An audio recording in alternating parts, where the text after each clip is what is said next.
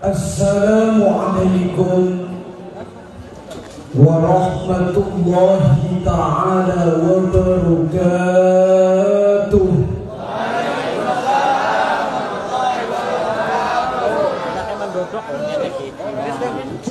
Alhamdulillah,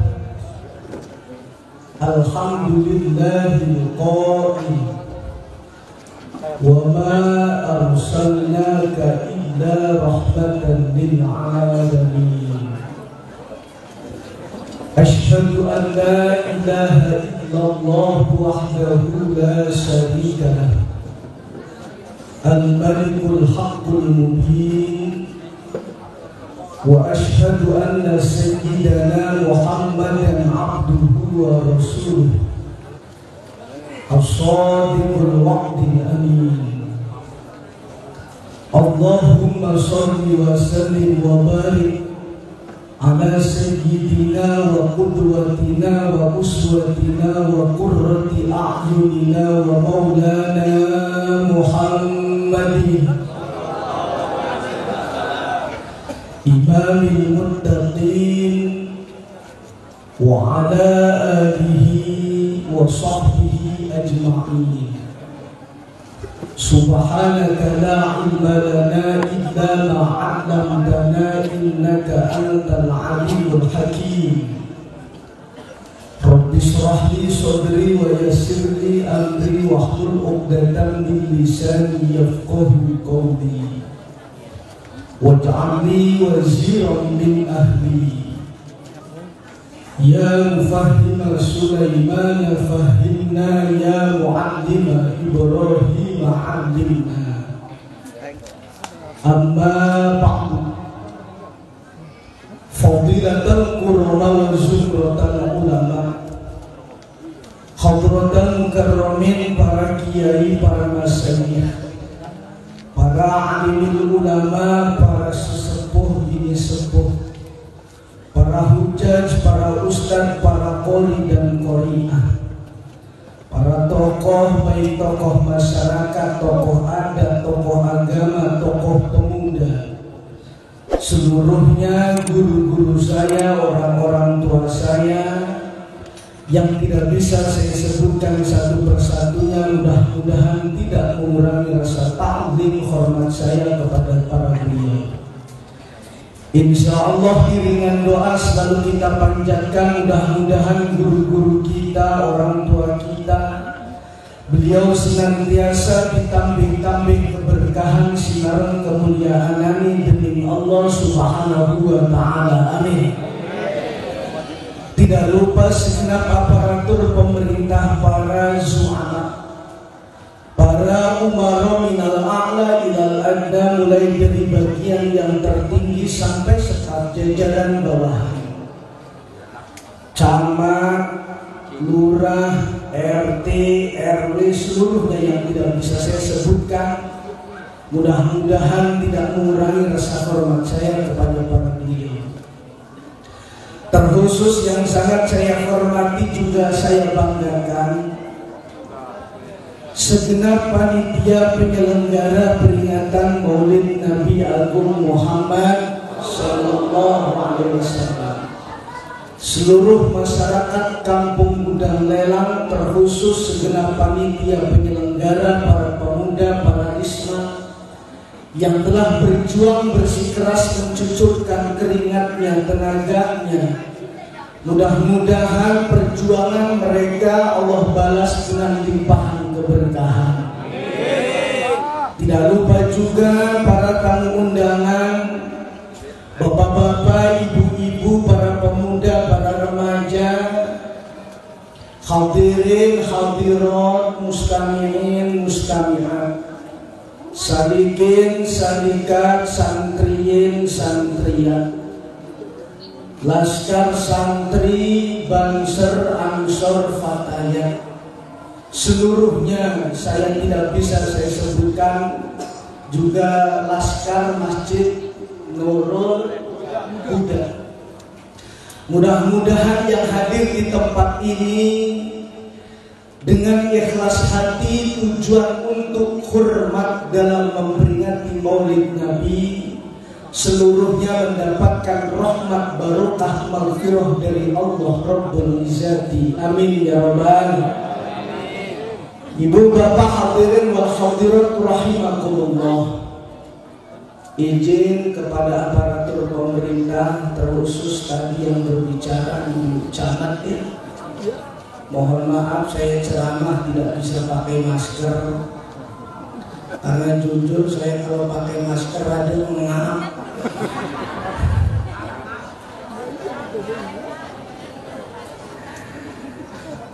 Ibu bapak hadirin, alhamdulillah puji syukur maring Allah Kang Maha Ghafur.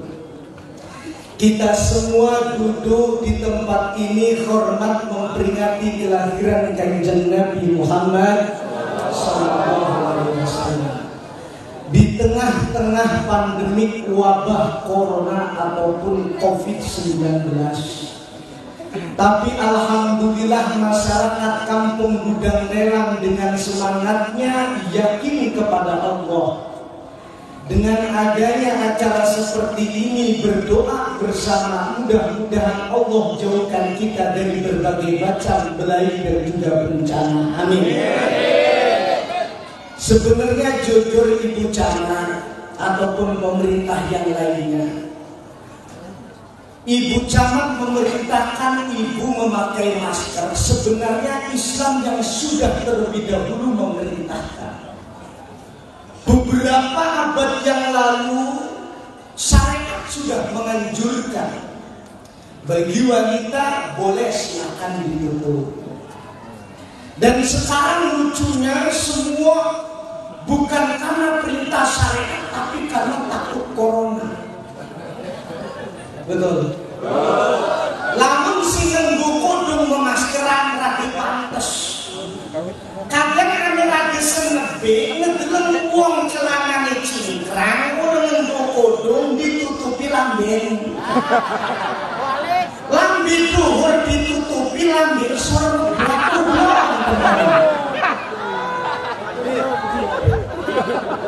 Kadang mikir, Bapak, kadang mikir juga. Bahkan sampai sholat imam pakai masker.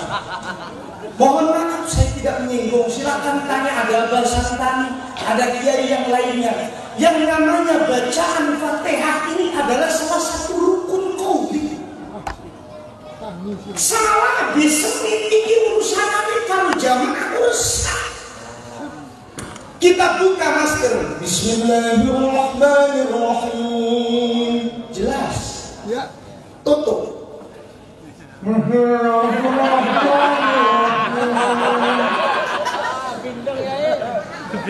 Silakan tanya sama Bapak Tani bagaimana bentuknya. Sujud nunggu masker ketutup ikut jumur terpentok kelawan semen bagaimana? Silakan tanya. Saya tidak istilahnya memberontak, tidak sama. Saya itu santri asli Tulen, maka dengan adanya pandemi saya anggap corona adalah makhluk Allah, kita pun makhluk Allah. Saya mau tanya, mulut dan sama corona sing teke apa dipik? Apa mulut kira kamu corona? Mau corona ini yang jika wedeng-wedeng. Aduh, maka saya sebenarnya ada mikir Ibu Bapak, sejujurnya. Mohon maaf semua harus memakai masker dimanapun. Kalau tidak nanti akan didenda 250.000. Pokoknya corona begitu bangkrut yang picis dan bisa.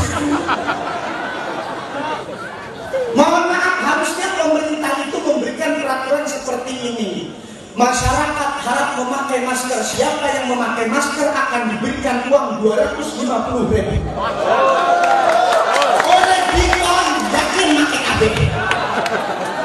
Akor. Lebaran lamu ning kono duwe picis kok nyanyi Garuda Pancasila.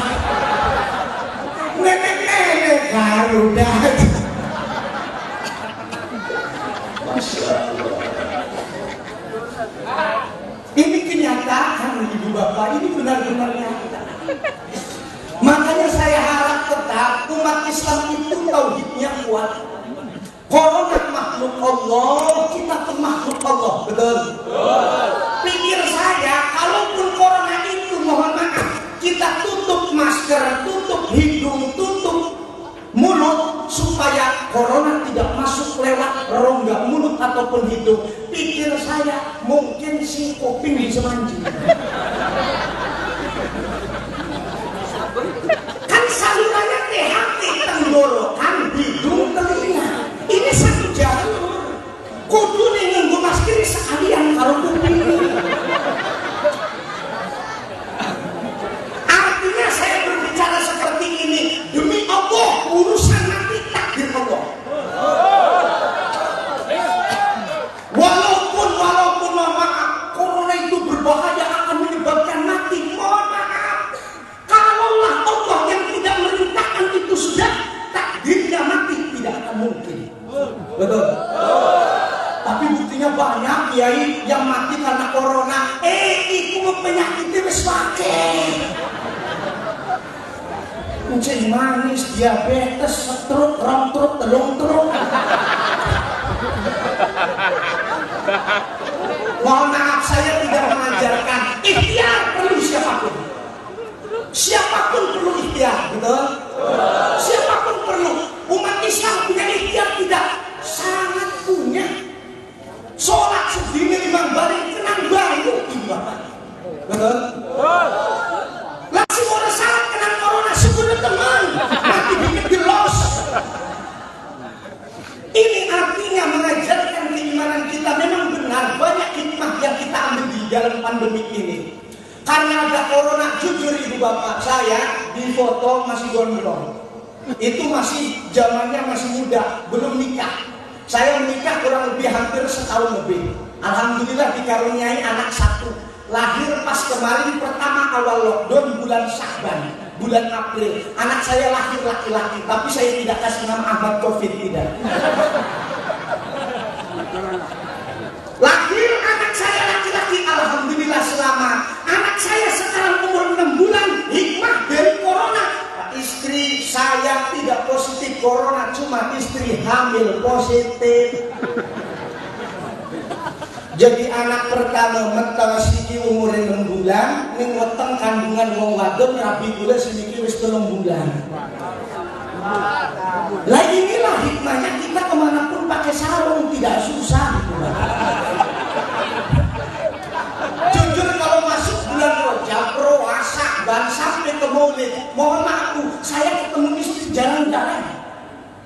Karena sekali keluar acara ke Lampung, kadang 3 hari nggak pulang, acara ke Jawa 3 hari kadang nggak pulang. Rabi itu kadang kelangkaan berit ya. Dia orang-orang acara itu berat. Lah inilah ibu bapak memang banyak hikmahnya tentang ikhtiar kita boleh, tapi jangan terlalu berlebihan. Insya Allah saya yakin kumpul dengan selawat corona minggat. Amin. Dengan selamat hidup selamat, dengan selawat hidup selamat dunia akhirat. Amin. Ibu bapak hadirin wal hadirat rahimakumullah, tidak panjang lebar. Malam hari ini kita bersyukur kepada Allah. Singkat saja, nikmat yang Allah berikan kepada kita sangat banyak. Cuma cukup 2 yang akan saya terangkan pada malam hari ini. Pertama, nikmat lahir. Kedua, nikmat batin. Lebih luasnya lagi, lahir seluruh jasmani kita, batin seluruh yang ada di dalam kandungan batin kita. Intinya, nikmat lahir. Pertama, kita ini sudah dilahirkan ke dunia sampai saat ini sehat. Tentu ini kena nikmat Allah Subhanahu wa ta'ala. Dan kedua, nikmat batin. Intinya batin seperti ilmu. Kita ini dibesarkan bukan hanya sekedar jasmani, batin pun perlu diisi. Dengan apa? Ilmu. Saya yakin orang yang tidak berilmu, yakin tidak akan mau datang ke tempat ilmu. Yang hadir di sini berarti saya yakin setidaknya dia punya ilmu. Betul? Hakikat yang melahirkan kita Allah, hakikat yang memberikan kita ilmu Allah. Cuma tetap Allah punya wasilah, Allah punya perantara. Siapa perantaranya? Manusia. Siapa hakikatnya? Satu, orang tua.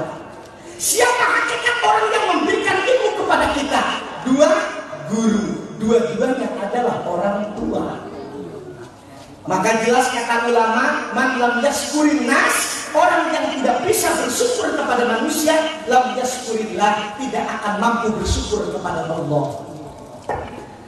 Maka wajar kalau Allah berbicara uskurli, tapi tidak lepas dari wali-wali kita. Syukur kepadaku, tapi jangan lupa terhadap orang tuamu juga perlu syukur. Kenapa? Wong tua melahirkan orang gampang. Betul? Wong wadon lho percaya takoni. 9 bulan mengandung, masya Allah. Tambah gede, tambah abot. Ngedakon kayak wadok belendong. Untuk ya tadi, miring kayak mobil patas. Ngelumah kayak kuburan cilet. Banyak ibu bapak sampai melahirkan, yaitu pilihannya dua antara hidup dan mati. Sampai lahir ke dunia, ini nikmat yang paling agung. Perantara siapa? Orang tua kita. Maka wajib kita berbuat baik ataupun berterima kasih terhadap orang tua. Sampai besar, bukan hanya seukur kita lahir, akan tetapi diisi dengan ilmu. Siapa wasilahnya? Para guru kita.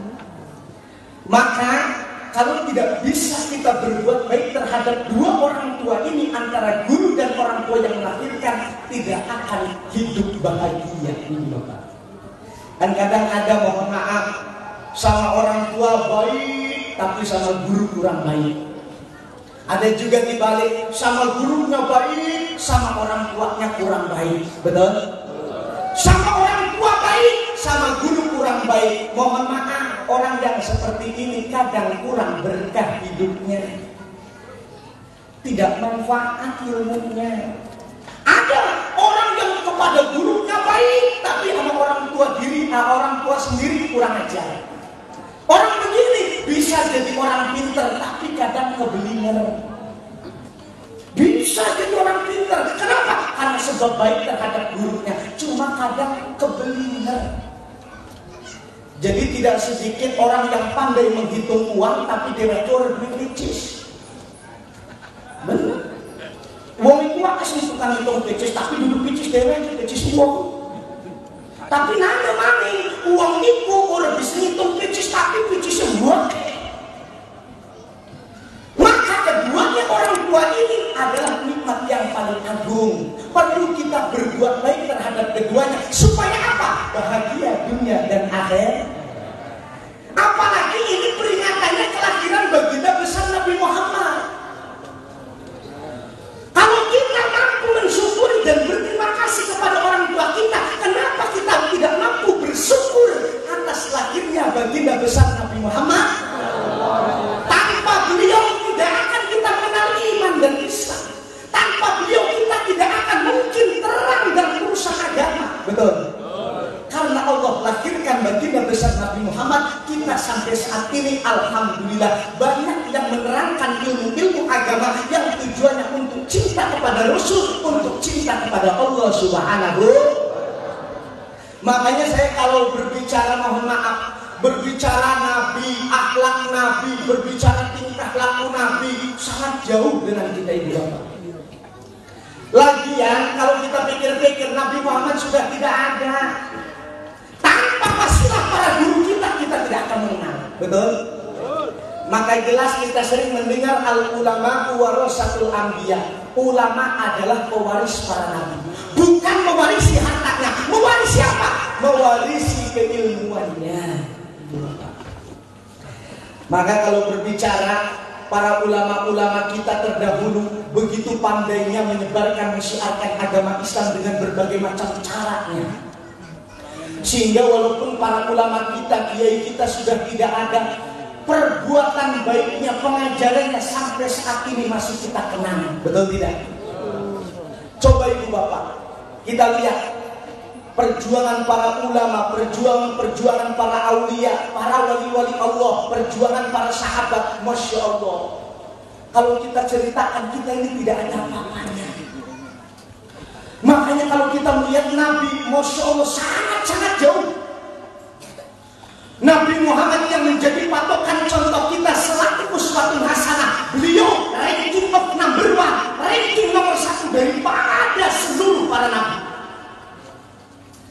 Jadi kayak istilah sekolah, nabi, wali, kiai, ulama itu sama, ada tingkatannya Ibu Bapak.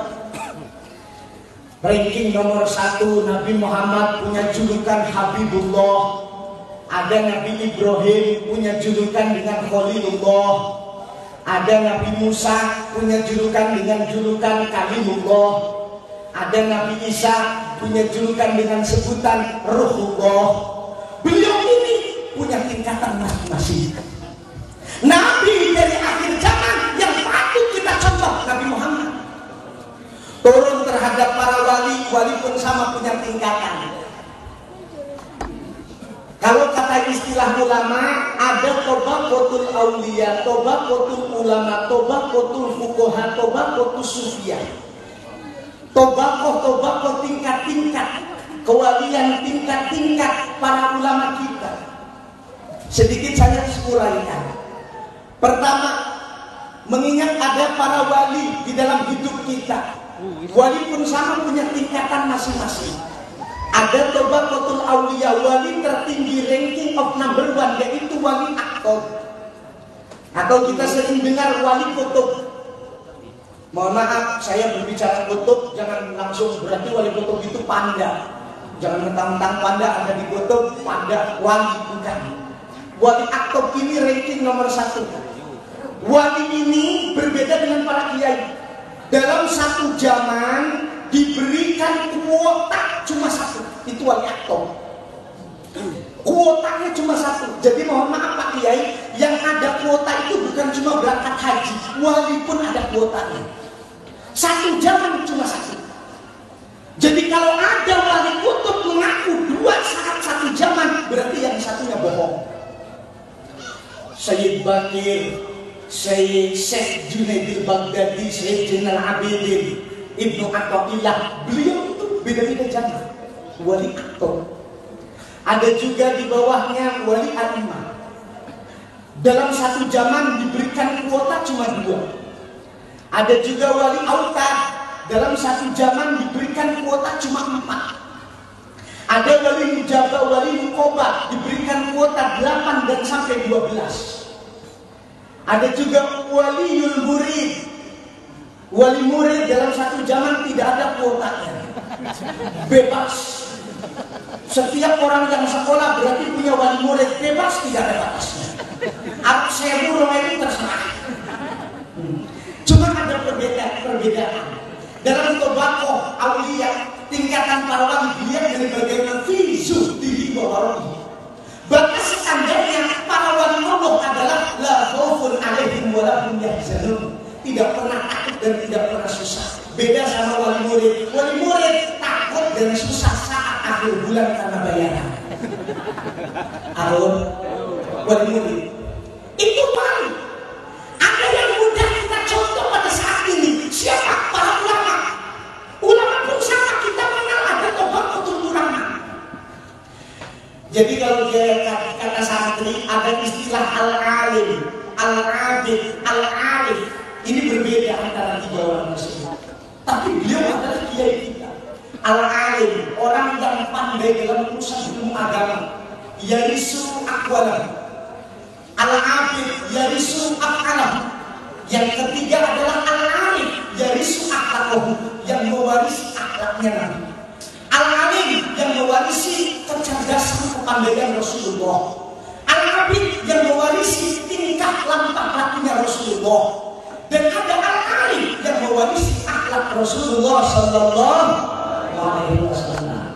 Ini semuanya ketiga yang paling perlu kita ikuti. Ada perbedaan dari al-alim, al-abid dan al-arif. Apa bedanya? Mari kita kaji. Dalam kitab Tanqihul Qaul kita sering mendengarkan fadlul alimi alal abid. Keutamaan orang yang alim, pandai dalam ilmu agama, itu lebih tinggi daripada al-abid ahli ibadah.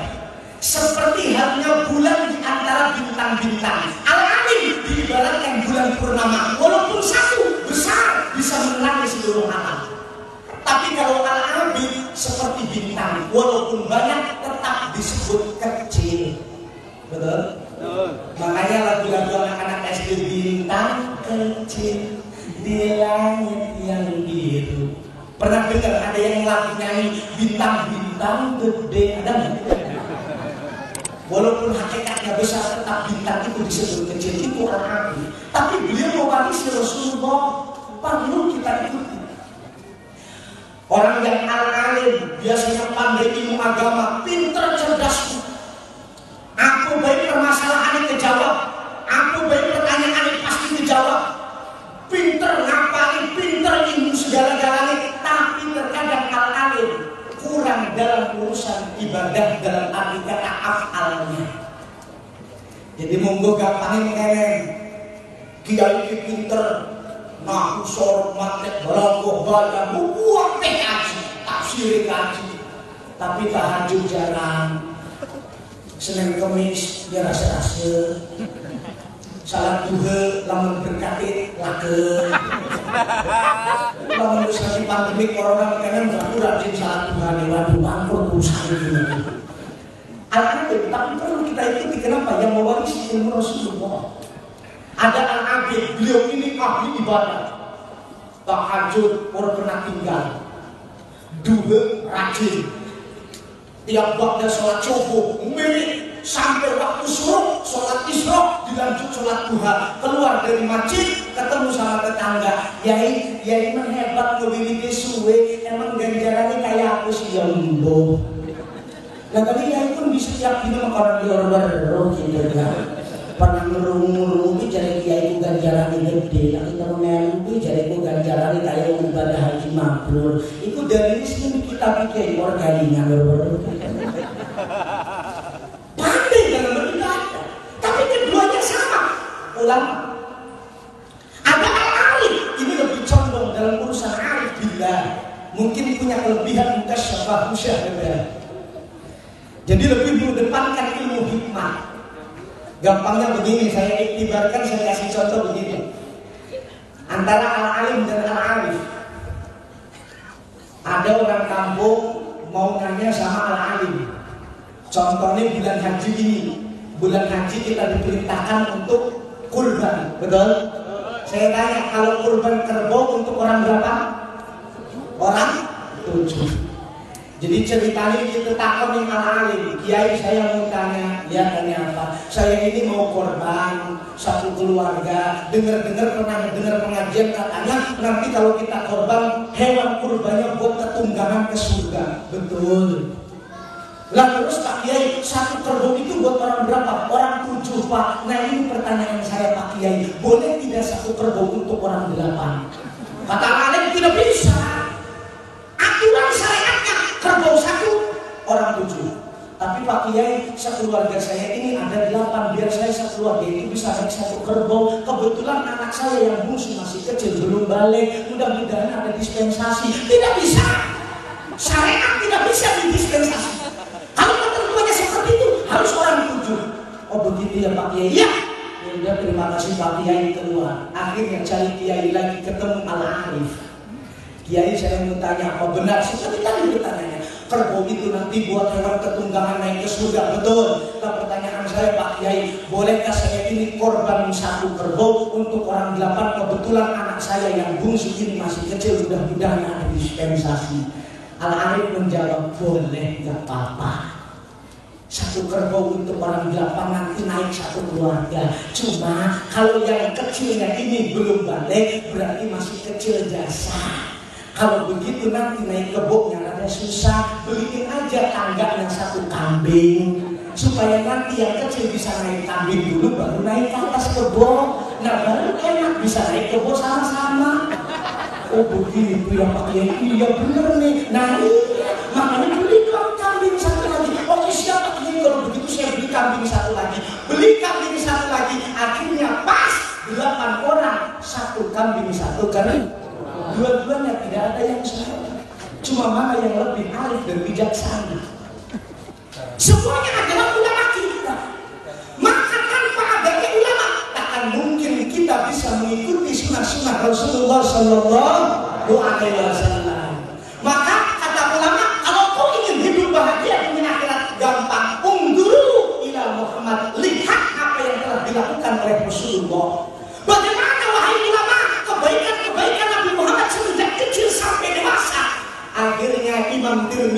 mengatakan orang yang hidupnya ingin baik bukan hanya di dunia, sampai di akhirat diberikan jalannya sholahu khomsatin fi khomsatin, kebaikan 5 orang terhadap 5 perkara.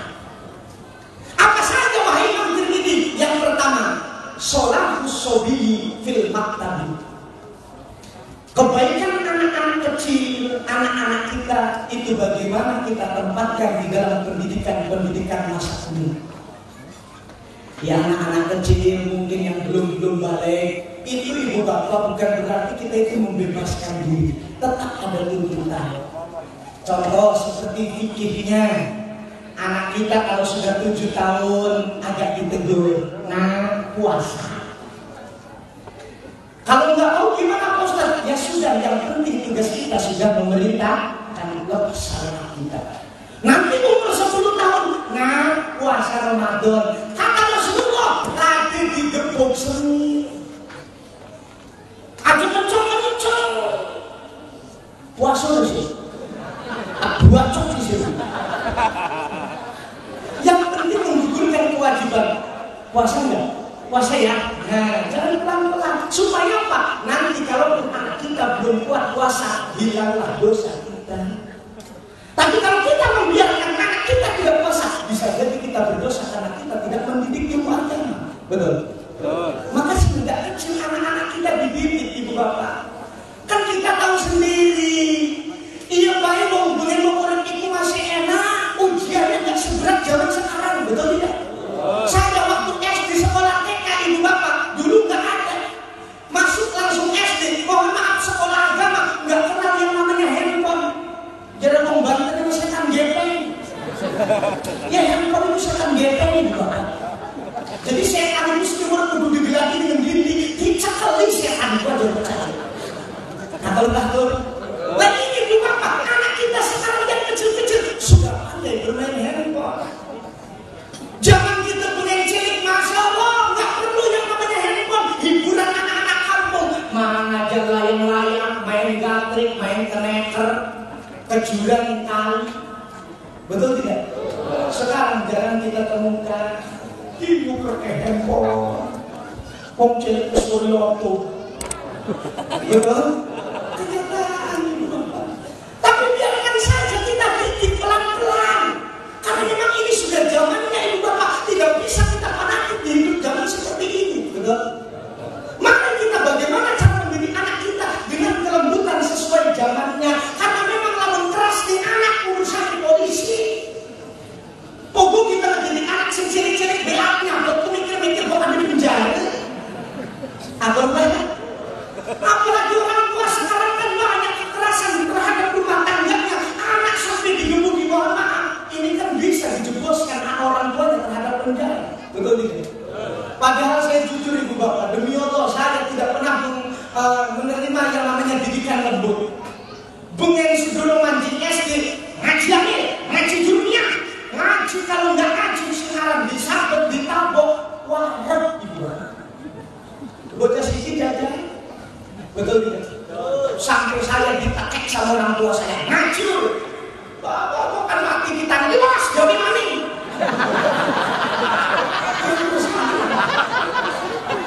Apa jawaban orang tua saya? Lebih baik kita sini ngekek sirih daripada mungkus sirih ngekek ngomong. Hebat orang tua saya.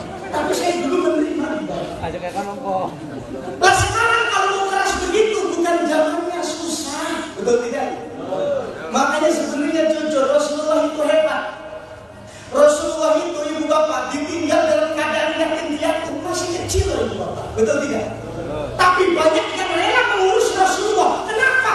Rasulullah mau diurus diteger, ngedemenaken. Betul?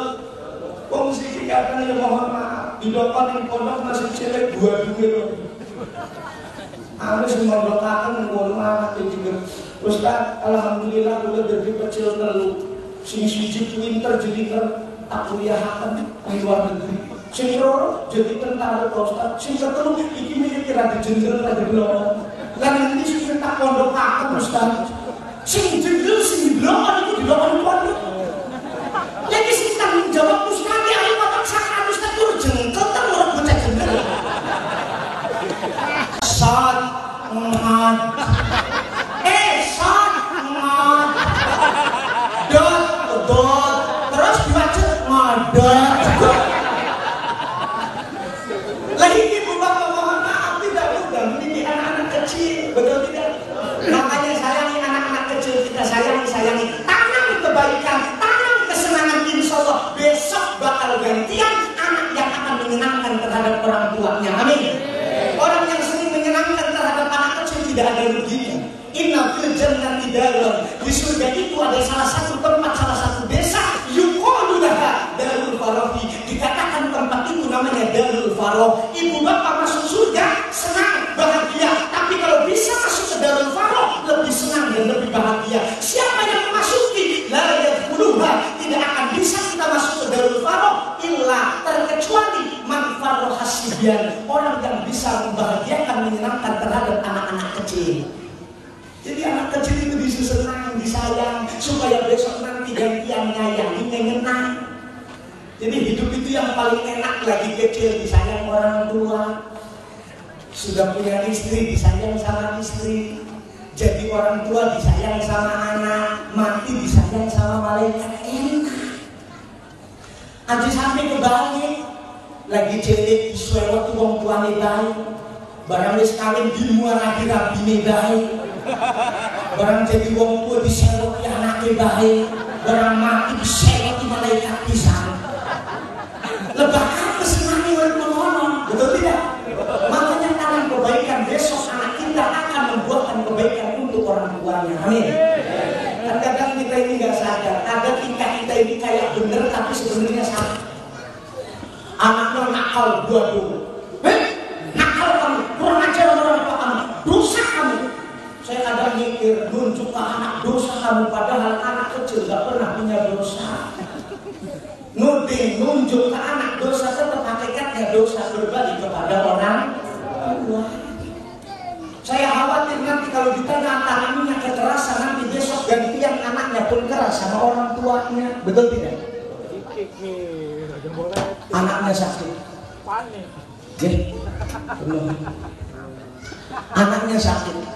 Wong tuanya lagi bener. Nah, udah diminum obatnya? Belum pak. Minum. Pahit pak. Pahit tak minum. Pengen sembuh enggak? Pengen pak tapi pahit. Wes minum baik. Orang-orang tak kepel itu pecis. Iya pak baru pak mangkok pak. Ya minum jadi. Ya orang tua seperti ini kan baik, tujuannya supaya anak sembuh. Tapi dengan cara begitu saya khawatir nanti gantian. Orang tua yang lagi sakit anaknya karena ditanamkannya begitu, nanti anaknya yang begitu kepada orang tua. Wong tuanya gede, pak, wis diminum obatnya. Ya dorong toh, minum. Pengen marah suruh bapak nih. Pengen toh baru selingkah diminum. Pahit toh pahit, pahit mati udah diminum aku. Mohon maaf ibu bapak, sakit tidak mendengar dari anak kecil begitu. Maka ini perlunya ibu bapak mendidik anak semenjak kecil, semenjak dini. Nanti masuk lagi kebaikan sholakul fata fil ilmi. Kata Imam Tirmidzi dikatakan kebaikan para pemuda terdapat bagaimana dalam ilmunya. Ini khusus untuk anak muda. Anak muda itu kebaikannya sholakul fata fil ilmi. Bukan hanya ilmu saja, mohon maaf para pemuda. Saya punya istilah begini. Kita itu sebagai pemuda bukan hanya dituntut punya ilmu yang bernilai 100, tapi akhlak pun harus bagus, pitutur kudu alus, sama orang tua harus lurus, punya cinta pun kudu tulus. Jangan sampai jadi pemuda-pemuda pelutus. Tahu pelutus? Iya pelomo tapi ketus. Mondok or terus, sekolah or lulus, lajune uripe or becus, doyane update status. Lamun ana wadon langsung dimodus, kono medlem sing mulus, berang diajak ke pendakan, angus, mampus. Ya zaman sekarang kan begitu. Wih, wong menang uripe ning media apa. Bu, mohon maaf, anak-anak muda kalau nggak diajarkan seperti Betul tidak? Betul. Makanya ada seperti ini, pemuda sebagai generasi yang akan meneruskan nanti untuk besok, insya Allah urusan syariat agama Islam lewat budaya seperti ini tidak akan hilang. Makanya dididik ilmu agama. Sekarang pemuda ini mulai dijajah sedikit demi sedikit. Betul tidak? Kok mengedeleng, Masya Allah, ibu bapak, bukan hanya di Lampung, bukan hanya di Banten, di Jakarta, di mana-mana.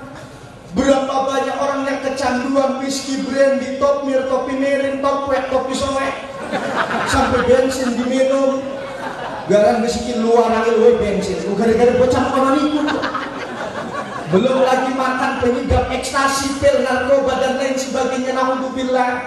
Mohon maaf pemuda, besok negara ini akan baik apabila pemuda saat ini baik, betul? Tapi besok akan hancur ini negara, akan hancur ini agama apabila pemuda tidak tahu ilmu agama. Makanya titip untuk anak muda, ayo semangat dalam menuntut ilmu agama. Kalau kau tidak bisa datang ke pondok pesantren, hormati, ikuti pengajian ustaz-ustaz yang ada di kampung, beres. Sing penting duit sanad ilmu. Aja gua mesti enak temenan tetakon lewat WA bah. Tetakon itu ning wong sing masih nane ibu bapak. Kadang kita ngejengkel ngomong sini. Iya ngaji ora apa tetakon lewat WA binonton YouTube. Lagi ini ngomong maulid bid'ah, tahlil bid'ah, jar kubur musyrik. Betul tidak? Betul. Dari mana Anda mendapatkan hadis ruwiyah anil YouTube waktu tiba di Facebook? Dapat nonton dari YouTube ibu bapak. Mohon maaf, sekarang wahabi takfiri yang ekstremis sudah berani ibu bapak. Ingat Syekh Ramadan Al-Buti dari Suriah wafat dalam keadaan pengajian dibom. Belum lama kemarin Syekh Adnan dari Suriah juga, beliau penganut seperti kita, suka maulid, suka tahlil. Lihat, mati di dalam mobil karena mobilnya dibom. Siapa pelakunya? Sama orang Islam. Gara-garanya sepele, beda pendapat, ini bid'ah, ini salah. Maka pemuda harus sigap mulai dari saat ini. Saya tadi pertama datang diiringi para pemuda, laskar, santri, banser. Kita harus bangga orang-orang yang seperti ini. Amin, ya Allah. Kenapa ibu bapak? Beliau rela mati untuk menjaga para kiai. Makanya jangan pernah ada pikiran busuk sama laskar-laskar. Mohon maaf, kadang kita perlu duit pertakonan. Saya datang diiringi sama banser sama laskar. Masyarakat mau salaman. Salaman dulu nih. Betul dia anak bangsa. Saya sering mendengar perkataan seperti itu. Mohon maaf, kita harus tahu tempat ibu bapak. Jangan katakan laskar santri, laskar banser, laskar FPI ataupun apa ketika menjaga kiai tidak punya akhlak. Akhlak itu pada tempatnya. Kita di depan kiai ibu bapak, di depan kiai tunduk. Kiai, betul? Tapi ada kalanya akhlak itu bagus dengan kekerasan. Apa contohnya? Hormat, ning saking pesantren upacara, ning ngarepin anak kiai, hormat, kiai dibentak-bentak nurut bikin hormat. Betul? Ini pimpinan upacara lapor, upacara akan segera dilaksanakan, laporan selesai, laksanakan. Kiai yang menjawab, laksanakan. Padahal di depan kiai, bagaimana tempat? Aja mentang-mentang punya kiai kita nih santri baru upacara, lapor kiai. Upacara dimulai deh. Bicara saat kiai ini.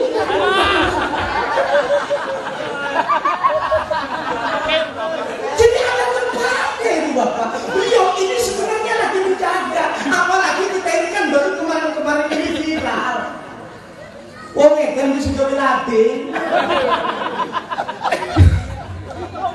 Ning Banten tenan wong edan bisa gawe motor king aneh kan. Manel banget. Aneh ibu bapak. Makanya ibu bapak saya titip para pemuda, ayo kita ikut ngaji kepada para kiai. Terus kalau di kampung hormati kiai yang ada di kampung. Kalau kita tidak bisa masuk ke dalam pesantren, hormati kiai-kiai kampung, hormati ustaz-ustaz kampung. Beliau adalah wali cilik yang ada di kampung kita. Saya datang dihormati, salaman segala, saya enggak bangga. Wallahi ibu bapak, biasa saja. Kenapa? Karena saya sudah biasa. Tapi saya marah apabila saya datang dihormati, diberikan segala-gala, tapi melihat ustaz kampung sendiri tidak ada penghormatan dari ibu dan bapak. Marah gitu ibu bapak. Kayak makanan bikin tempuh. Anak jeruknya sekalian ngarep menjelang. Terus teh, ayo ngomong. Jadi hormati ustaz-ustaz kampung dulu ibu bapak, karena memang mengajarkan anak-anak muda itu nggak gampang, betul tidak? Ibu bapak, Azumani ngomong ngaji kitab, mesti gampang ngaji Quran. Ngaji Quran itu ibu bapak, awas aja cuma kedenger doang. Barang mau lalu mau ngaji Bismillahirrahmanirrahim. Barang lalu dipeloni, oh berarti wacanya makanan. Bukan begitu baca Quran. Secara talaki semua ada ilmunya, betul tidak? Beliau mau baca Bismillahirrahmanirrahim atau majrihah, terserah, punya ilmunya, ada qiraatnya. Kenapa? Karena ngaji. Wis dasar di sini teman. Bagaimana yang lumrah di Indonesia menggunakan Quran hafaz atau asing? Lah ini kita kan ikut. Bagaimana kiai mengajarkannya supaya ada sanad bacaan Al-Quran sampai kepada baginda besar Nabi Muhammad sallallahu alaihi wasallam. Gurunya udah biasa sanad, berarti maksud Quran udah nyampe nih Kanjeng Nabi, betul? Sampai kami ngeguru Quran itu gampang daya. Pogo bengem ibu bapak, saya ngaji. Bismillah, saya belajar Fatihah itu sampai 3 bulan. 3 bulan ibu bapak. Dan tadi kon maaf na alif anjing tempat anjari Di sini banyak yang mayoritas dari Cirebon, betul? Siapa yang tidak tahu Kempek? Romo Yai Umar Almarhum terkenal dengan Al-Quran. Kebetulan orang tua saya dan saya pun pernah silaturahmi ke situ juga. Orang tua saya mengajarkan pertama dasar Al-Quran, ngaji Fatihah 3 bulan lalu pindah-pindah sampai kesel gitu. Oh tuh bang ngaji ini makanan bener tabel dengan ngaji ini makanan. Ini nggak gampang. Apalagi kita hidupnya di Indonesia, bukan kayak orang Arab. Orang Arab belajar bahasa Arab gampang saja, belajar Quran gampang saja. Kenapa? Logatnya sudah logat Arab, lugatul Arabiyah. Orang Indonesia punya logat lugatul tempe walundi-undi. Ya kita kan cecampuran, betul? Padahal sama-sama Jawa tetap ada perbedaannya. Belum lagi suku Bugis, suku Melayu punya bahasa masing-masing. Siapa yang tidak tahu orang Sunda tidak bisa nyebut fa? Kan orang Sunda itu terkenal tidak bisa nyebut fa. Al-Fatihah, Ustaz, Al-Fatihah nggak bisa ngomong F tak Ustaz. Cek sama orang Sunda tuh bisa ngomong F, kita fitnah. Orang ngomong fitnah terima. Betul? Siapa yang tidak tahu orang Jawa? Santri saya ada yang dari Indramayu ibu bapak. Kebetulan ini santri saya masih kecil, nyebut ain kamelan. Alhamdulillahirabbil alamin. Alhamdulillahirabbil alamin. Alamin. Ini kan karena logo, betul tidak? Siapa yang mengajarkan? Guru. Ya, belajar makharijul huruf dari alif a awwali na minal mu'mimu awwali begitu belajar makhraj. Babawali babna minal mubni mubawali babi babu. Itu sampai akhir huruf jadi yang dipelajari supaya lancar makhraj hurufnya gitu. Enggak gampang.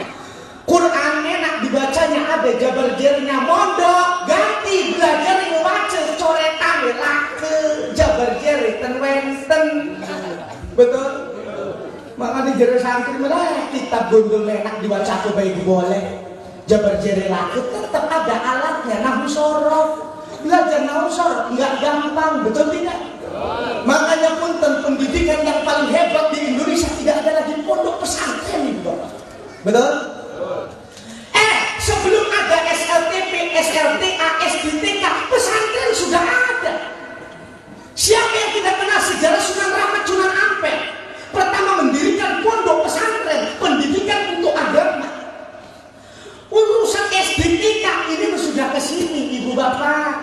penjajah Belanda Teke.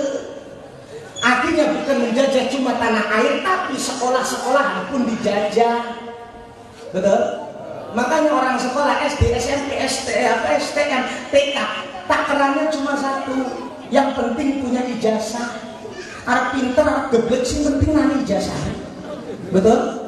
Buktinya sekarang anak-anak kita siapa yang sekolah, nggak ada yang sekolah wayai naik aja. Yo, ngomong apa?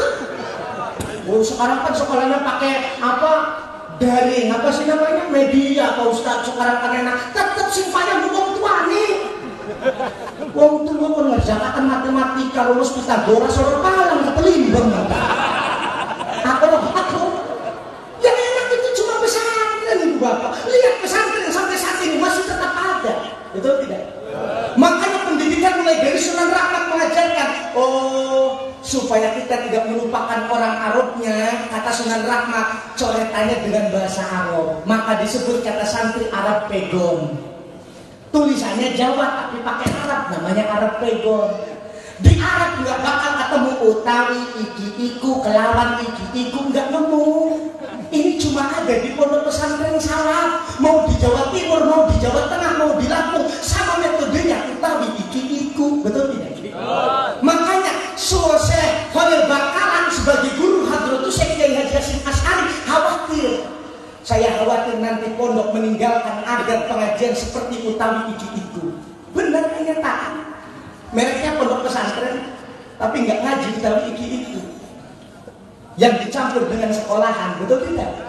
Tapi yang masih mutlak ikut salafi tetap masih ada utawi, iki-iku. Saking khawatirnya, kata Syekh Khalil Bakalan, sudah dibuatkan nadom saja supaya selalu diingat sampai akhir zaman. Dibuatkan nadomnya, fa utawi limu tadaiku khobar opoli fa'ilin wa naibih dohar wa ingli maf'ulin bihi kernu lima olin li ajlihi wa indalem dorof. Itu ibu bapak sampai akhir penanaman supaya nanti santri bahwa kita kalau mau paham ngaji kita gondol pakai utawi, iki-iku. Kalau nyoret utawi berarti ikrob, kedudukan huruf, kedudukan lafadznya akan menjadi mubtada. Nanti ngaji apa sih mubtada? Oh, mubtada itu ismul marfu, isim yang dirofakkan. Apa sih itu khobar? Akhirnya paham dan mudah belajar bahasa.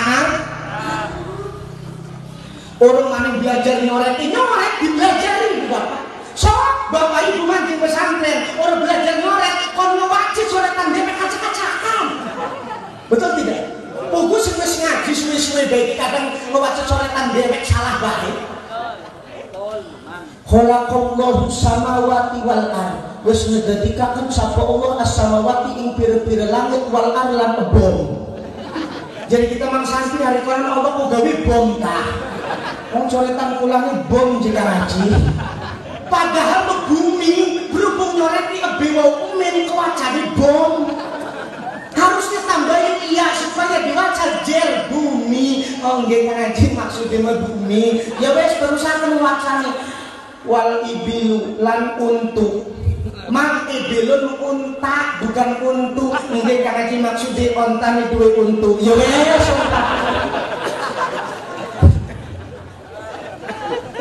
Kan mengkonon wal jarodu lan lawang, mang jarodu walang dudu lawang. Nggih Kang Haji, walangnya nemplok nang lawang. Ini perlu belajar ibu bapak. Anak muda nggak ini seperti ini. Mohon maaf nanti gelap dalam urusan ilmu agama, betul?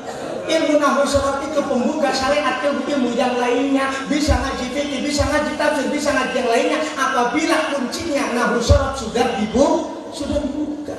Orang ngaji bukan mengganti, betul? Akor betul? Terus. Baru berapa tadi? 2. Sekarang ketiga. Sholahul kahli fil masjid. Kebaikan orang yang sudah berusia lansia adalah di dalam masjid. Lansia itu siapa? Lanjut usia. Kalau di dalam kamus Al-Munawwir, kahlun itu orang yang umurnya sudah 30 tahun lebih sampai 60 tahun. Jadi kebaikannya bagaimana memakmurkan masjid. Makanya saya kadang mendengar begini, Ada kiai yang sering protes begini, wong ning masjid siki mesti ngisi, wong tua maning aja dipaido ngene kudune wong tua. Sing adan sapa ae salatu khairum minan nam. Ya berarti wong nom maksudnya mah.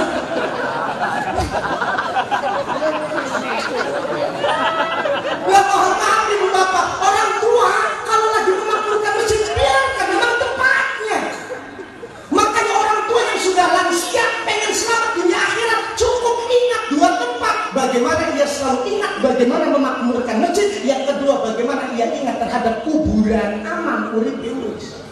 Masjid dan kuburan sama-sama tempat, cuma ada perbedaannya. Kuburan beda nih kalau masjid. Hari kuburan sing gawe orang nenggoni, sing nenggoni orang gawe. Betul tidak? Kuburan itu sing gawe orang nenggoni, sing nenggoni orang. Saksi sing gawe kae kan nenggoni orang. Terus beres ada mayit di katuran, oh orang dia marah-marah orang pernah. Aku cuma nak dewek, kita langsung turun juga. Aturan. Sing nenggoni orang melu megawe pernah nang pocong-pocong apa coba. Pocong lucu ya Mas kita dewek si maco. Mahal. Itu kuburan tapi kalau masjid arep gawe arep ora gawe pade-pade kudu ngenggon. Aja mentang-mentang pembangunan masjid ada panitianya, berarti sing ramekaken kuno panitia apa pembangunan. Kita mau mabungin orang melu-melu ngebangun, orang melu-melu jadi panitia, tidak begitu. Masjid itu bukan punya milik panitia, bukan punya milik orang satu orang, akan tetapi milik umat Islam. Maka orang tua akan selamat apabila sudah bisa memakmurkan masjid. Insya Allah ngedeleng bapak-bapaknya ruang. Saya kalau sudah melihat pengajian bapak-bapaknya rame begini, saya membayangkan berarti salat subuhnya gerane begini. Ya kan mau husnudon nih, ya kenyataan liembur beruh. Husnudon nih, husnudon. Selanjutnya ibu bapak yang keempat, sholahul mar'ati fil baiti, kebaikan seorang perempuan bertempat di rumah. Jadi mohon maaf, bahasa seperti ini bukan berarti ibu nggak boleh pengajian. Boleh, pengajian itu wajib untuk menuntut ilmu. Apabila suami tidak mampu memberikan ilmu agama, maka datanglah ke tempat-tempat majelis ilmu, suaminya yang memerintahkan. Kalau nggak diajarkan, nggak diperintahkan, rabi nih bodoh, orang ngerti rukun syarat, orang ngerti rukun wudu, ampun, laki ini tetap kena dosanya. Betul? Tapi mohon maaf, Bu, bukan berarti ibu itu rajin pengajian sebulan telung balen. Sebulan pengajian telung balen. Ngaji ning kana kelambine kuning-kuning kabeh. Ngaji ning kene pengajian kelambine ijo-ijo kabeh. Bukan seperti itu. Kalaupun pengajian di mana-mana, tapi kalau datang ke rumah ning arepan laki masih elok monyong, ning arepan laki masih digerowokan, ning arepan laki ora elok nyenang, tidak akan mendapatkan baunya surga. Kau banjing surgane.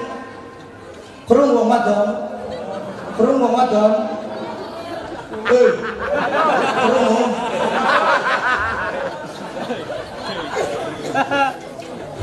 Pengajian rajin kira mustaqi. Awas Bu ya, aja lak kelawang ning laki dhewe iku dosa Bu. Nggih Ustaz, nggih ning ngarepan Ustaz itu.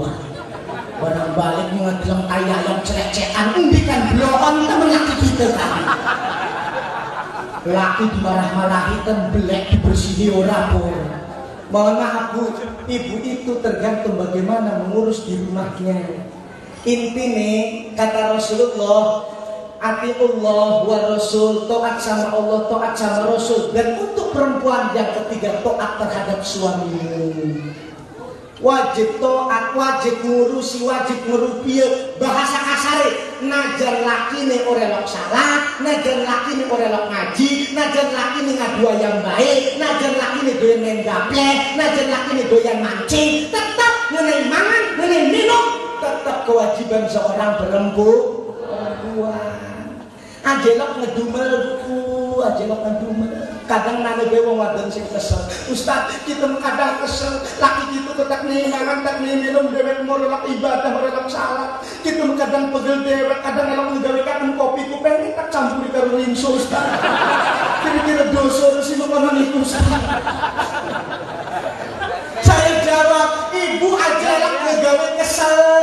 Laki maksiat, laki gawe dosa-dosanya orang guna ibu itu dosanya untuk dirinya sendiri. Karena dua yang terpendam tetap dosanya untuk dia sendiri. Kalau ibu taat tetap masih ibadah, tetap kalau ibu ke surga ya tetap ke surga, enggak ada tanggungan untuk suaminya. Beda sama perempuan, wong wadon lamun arep metu ning ndi bae begawe ini apa bae kudu izin. Kenapa? Karena memang perempuan apabila keluar dari rumahnya tidak izin kepada suami, khawatir berbuat kemaksiatan, tetap dosanya ada yang kembali kepada suami. Kenapa? Tidak mendidik kepada istrinya. Maka wong wadon ku pengen oleh surga angel, enggak susah itu apa. Cukup tokat ning laki, kasih makan, kasih minum. Kalau di dalam kitab Adabul Mar'ah diterangkan iqta'uhunna lahu ta'aman wa saraban wa duhnan abdul min iqta'am arba'ina miskinan min kulli yawmin wa lailatin. Ibu ngasih makan, ngasih minum, wewangian sama suami ibu, pahalanya lebih bagus daripada memberi sedekah fakir miskin 40 tiap hari tiap malam. Untung mboten Bu?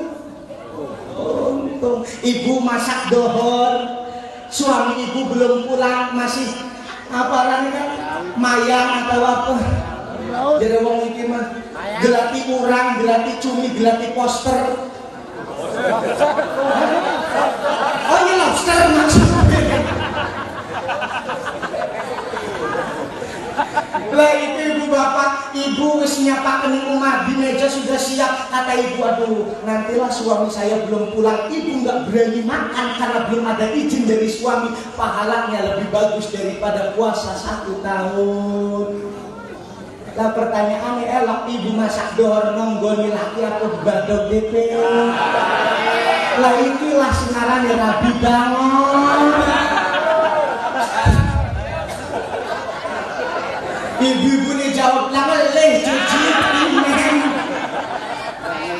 Justru menahan lapar sedikit untuk karena mendapatkan izin dari suami, pahalanya lebih besar daripada puasa 1 tahun. Laju barang sampai sore udah balik-balik lemar gitu Ji. Ya kan sekarang enak, zamannya canggih Bu. Bener tidak? Mau makan izin lewat telepon, takut suami belum pulang. Kan enak sekarang. Mama, papa di kantor udah makan belum? Ya kan sekarang begitu zamannya. Belum ini mama, emang mama di rumah masak apa? Ini sambal terasi sama gesek pedang mama. Ya mau sih kan mau. Ya udah papa cepetan aku tunggu di rumah ya. Soalnya biar kita makan bareng-bareng. Siap pak mama. Akhirnya balik lagi ini. Assalamualaikum, waalaikumsalam. Ayo papa kita masuk. Nanti dulu mama, tadi papa ada pembeliak di luar. Ih papa mah ada aja. Ya udah mau bisul dulu sana bapaknya. Awas lulu itunya kepleset.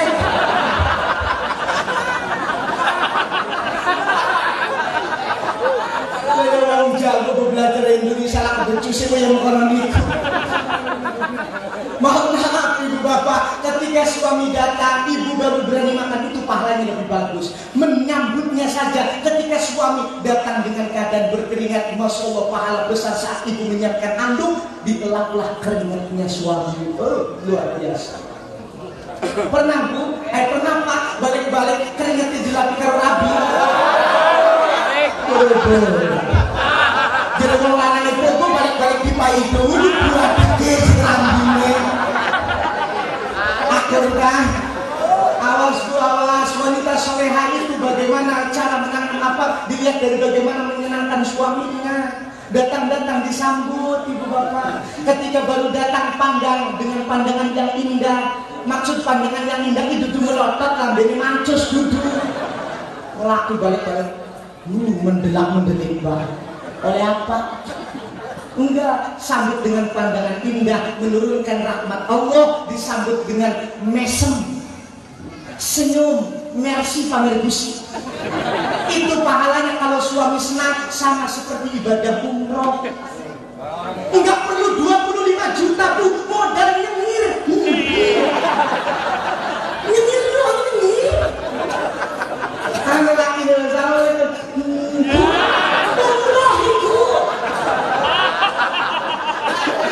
Ya tapi aja berlebihan kan ya.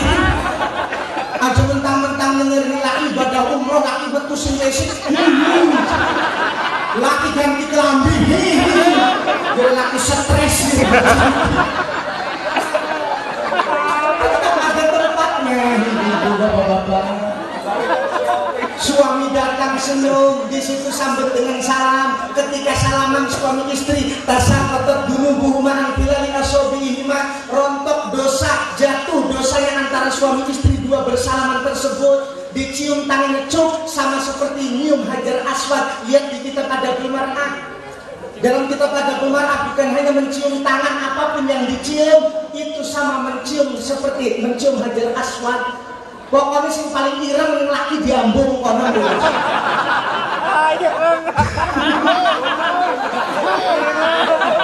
Ibu-ibu ini lah selet yang paling ireng.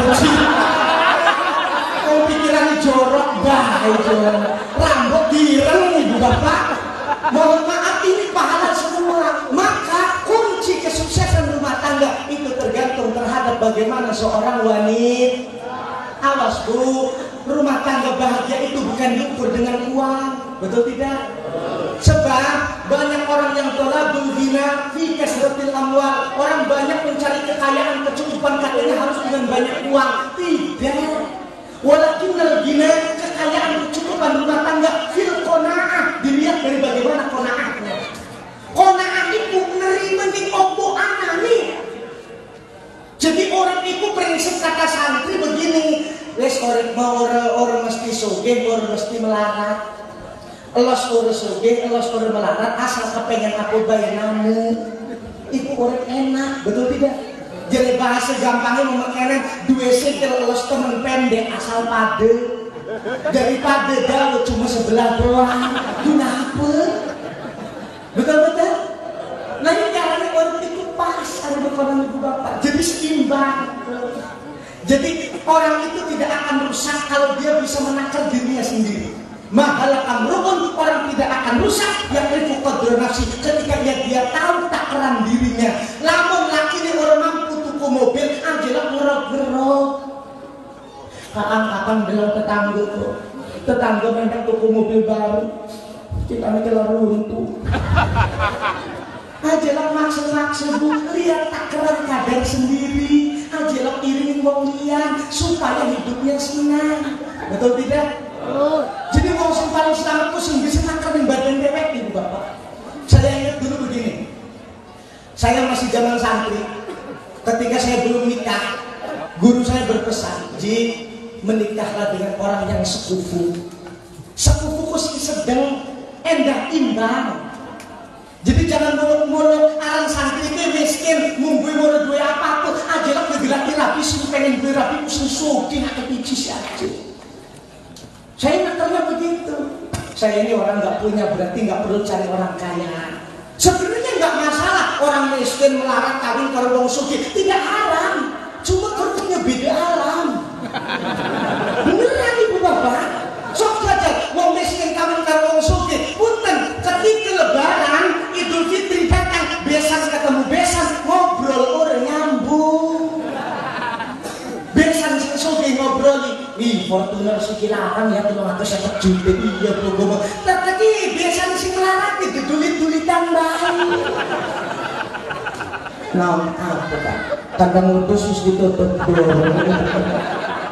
Pawon dapur sing bocor wis diganti dorong. Orang nyambung ibu bapak. Nih yang jomblo-jomblo punya takaran diri sendiri. Yang jomblo-jomblo saya doakan mudah-mudahan dapat wanita yang solehah, yang sekufu, amin.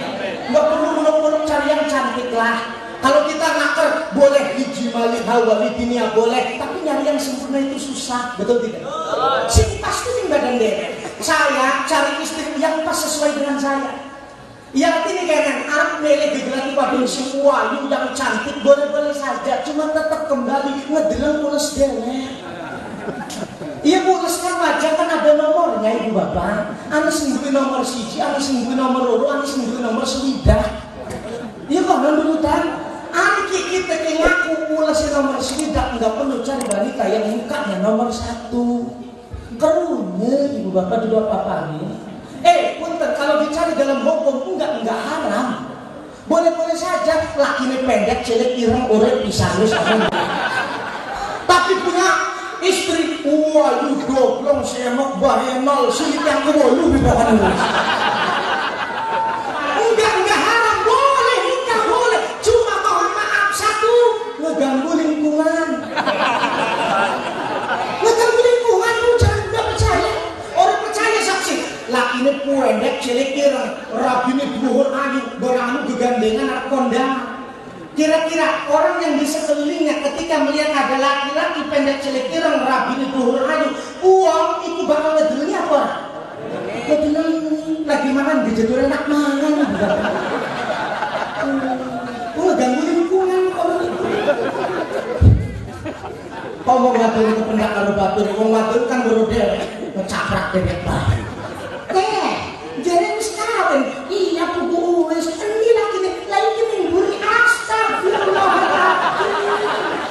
Oling-olingan sing endi ta?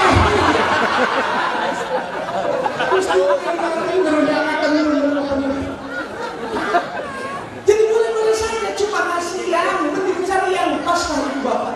Apalagi kalau kita tahu ada di dalam kitab ada budunya wadin, di dalam kitab ada budunya wadin, makruh wong gagah atau wong alit kawin karo wong ayu.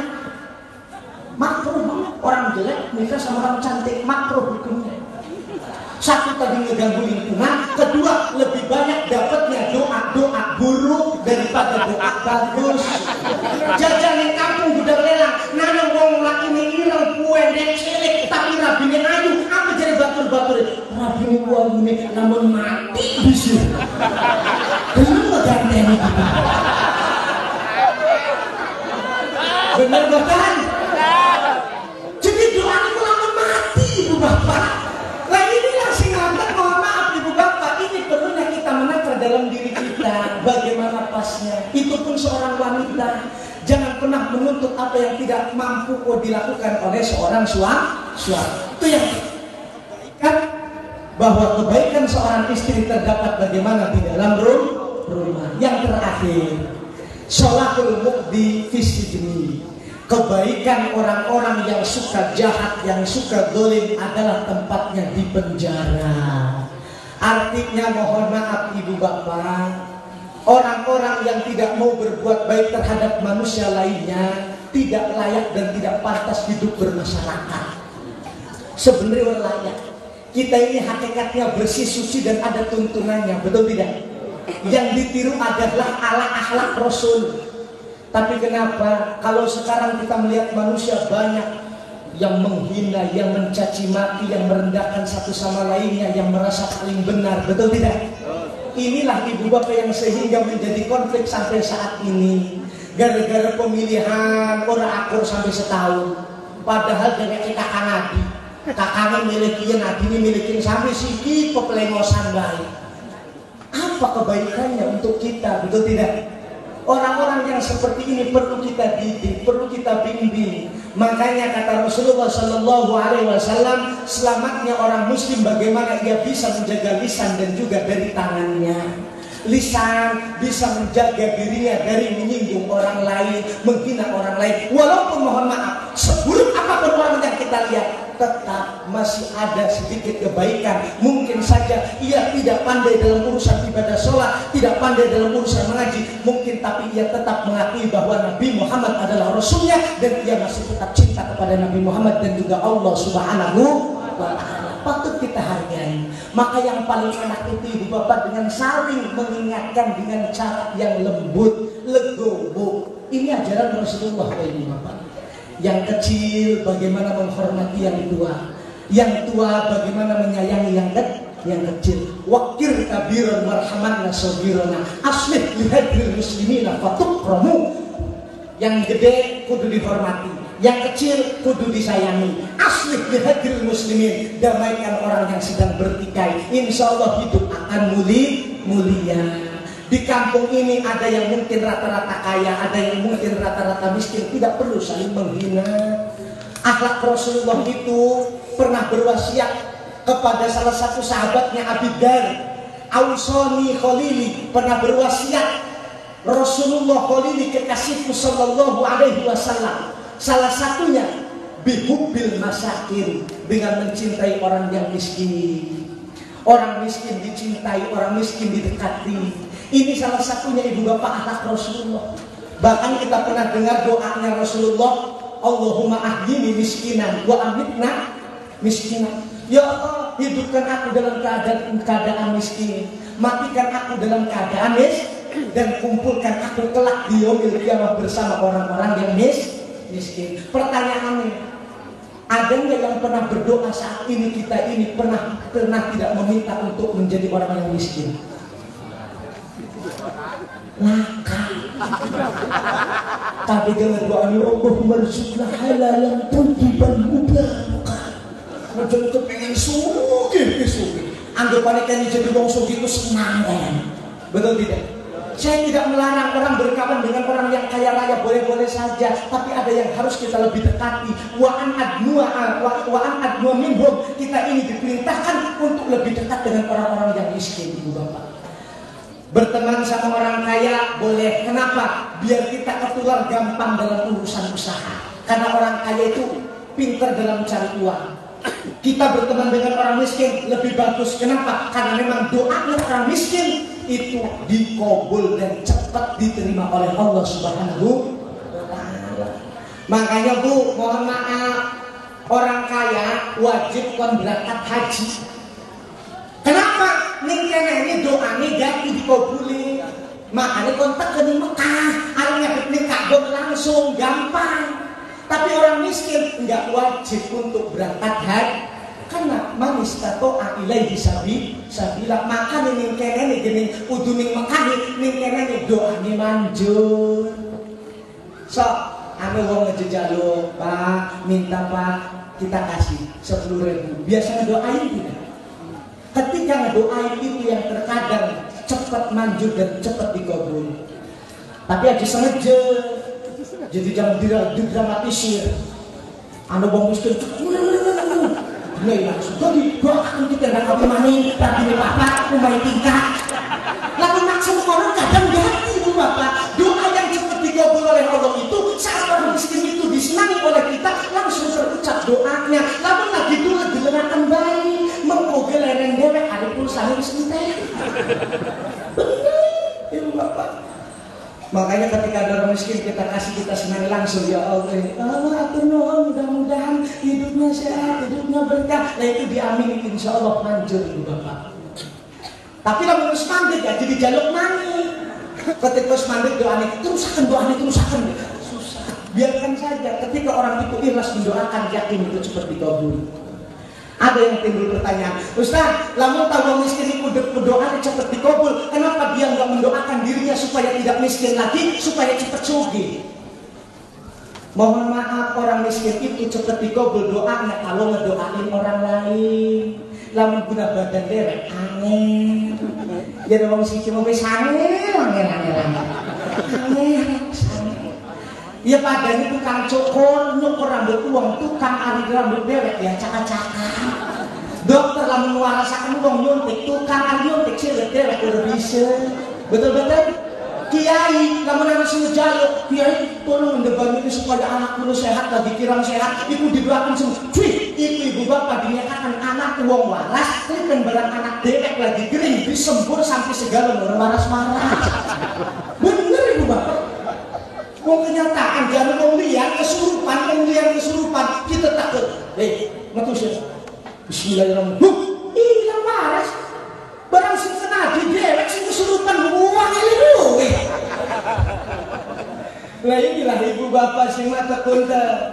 Kita ini diperintahkan oleh Rasulullah untuk berbuat baik satu sama lainnya. Kenapa? Karena ini adalah salah satu akhlak yang diajarkan oleh baginda besar Nabi Muhammad Sallallahu Alaihi Wasallam. Jujur ibu bapak pengen saya panjang lebar, namun waktu sudah jam 11. Mudah-mudahan apa yang saya sampaikan tadi ada manfaatnya. Segala kesalahan kehilapan mohon dibukakan pintu maaf yang sejebar-jebarnya. Manusia biasa, mahalul khoton Indonesia, tempatnya salah, tempatnya hilang. Mudah-mudahan kita berkumpul di sini semuanya umurnya berkah, rizkinya berkah, anaknya soleh-solehah, bisa berangkat ke Mekah walaupun bekas ngedol sawah. Mudah-mudahan wafat semuanya husnul khotimah, dan mudah-mudahan berkat maulid Nabi kita berhak mendapatkan syafaat. Bismillahirrahmanirrahim.